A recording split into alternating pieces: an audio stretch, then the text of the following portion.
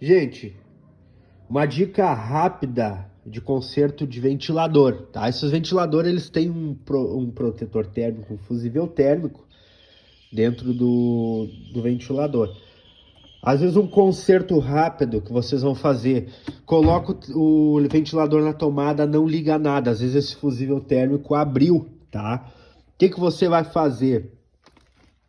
Você vai abrir aonde está o interruptor e aí você vai identificar, tá? Então existe 3 fios que saem do interruptor.